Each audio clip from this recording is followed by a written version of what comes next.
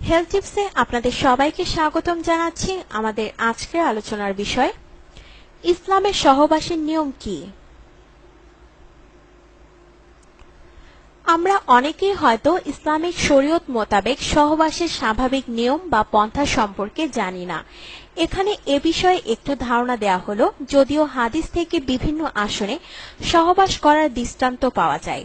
তবে সহবাসের স্বাভাবিক পন্থা হলো এই যে স্বামী উপরে থাকবে আর স্ত্রী নিচে থাকবে। প্রত্যেক প্রাণীর ক্ষেত্রেও এই স্বাভাবিক পন্থা পরিলক্ষিত হয়।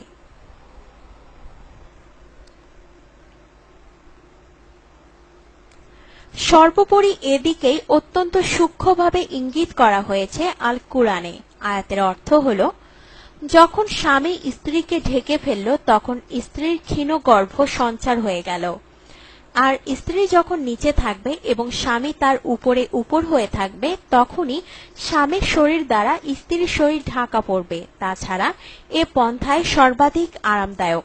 এতে স্ত্রীরও কষ্ট সহ্য করতে হয় না এবং গর্ভধারণের জন্য তা উপকারী ও সহায়ক। বিখ্যাত চিকিৎসা বিজ্ঞানী বু আলী ইবনে সিনা তার অমর গ্রন্থ কানুন নামক বইয়ে এই পন্থাকে সর্বোত্তম পন্থা হিসেবে উল্লেখ করেছেন এবং স্বামী নিচে আর স্ত্রী উপরে থাকার পন্থাকে নিকৃষ্ট পন্থা বলেছেন, কেননা এতে পুল্লিঙ্গে বীর্য আটকে থেকে দুর্গন্ধ হয়ে কষ্টের কারণ হয়ে দাঁড়ায়। তাই অবশ্যই আমাদের লক্ষ্য রাখতে হবে যেন আনন্দঘন মুহূর্তটা পরিবর্তে বেদনার কারণ না হয়ে দাঁড়ায়। তাই ইসলামী জীবন বিধান মেনে চলুন, আনন্দকে আনন্দ হিসেবে উপভোগ করুন। আল্লাহ তাআলা আমাদেরকে বিধান অনুযায়ী মেনে চলার তৌফিক দান করুন। আমিন।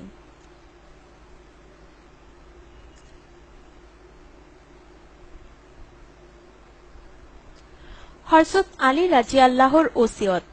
হযরত আলী রাদিয়াল্লাহুর তার ওসিয়তনামায় লিখেছেন যে, সহবাসের ইচ্ছে হলে এই নিয়তে সহবাস করতে হবে যে, আমি ব্যভিচার থেকে দূরে থাকব, আমার মন এদিক ওদিক ছুটে বেড়াবে না, আর জন্ম নেবে নেককার ও সৎ সন্তান। এই নিয়তে সহবাস করলে তাতে সওয়াব তো হবেই, সাথে সাথে উদ্দেশ্যও পূরণ হবে ইনশাআল্লাহ। স্বামী স্ত্রী উভয়ই পাক পবিত্র থাকবে।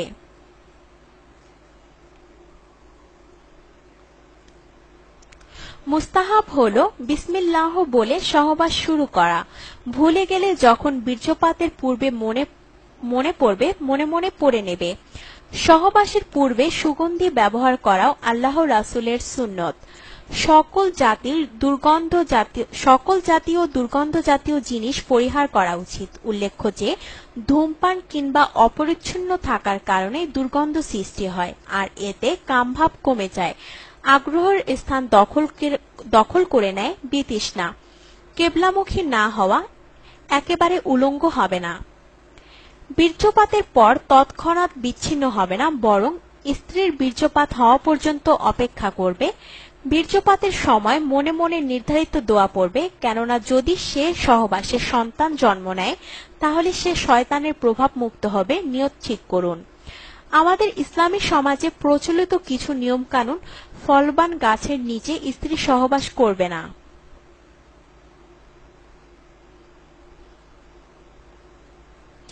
সহবাসে প্রথমে দোয়া পড়বে। স্ত্রী সহবাসের দোয়া: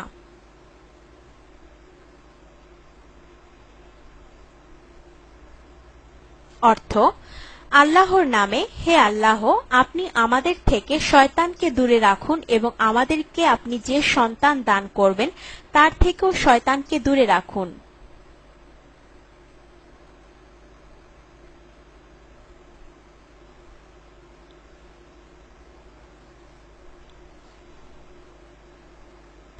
তারপর স্ত্রীকে আলিঙ্গন করবেন।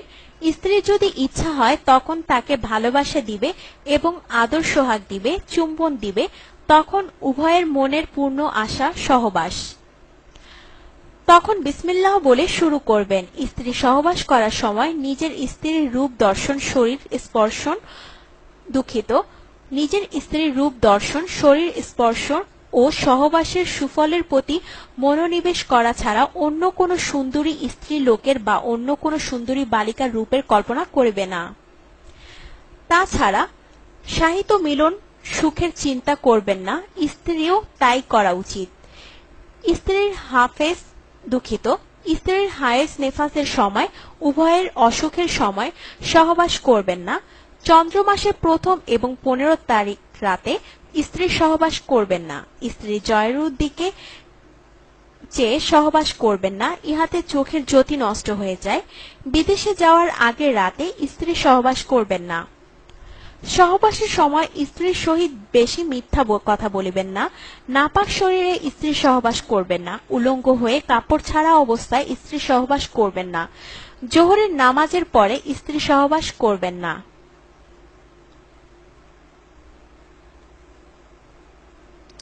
ভরা পেটে স্ত্রী সহবাস করবেন না।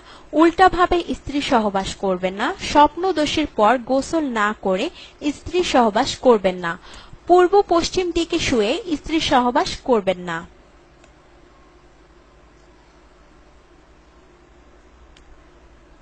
আপনার জীবনকে আনন্দময় করে তুলতে এবং বিভিন্ন স্বাস্থ্য টিপস ও পরামর্শ পেতে আমাদের চ্যানেল সাবস্ক্রাইব, লাইক ও শেয়ার করবেন। ধন্যবাদ।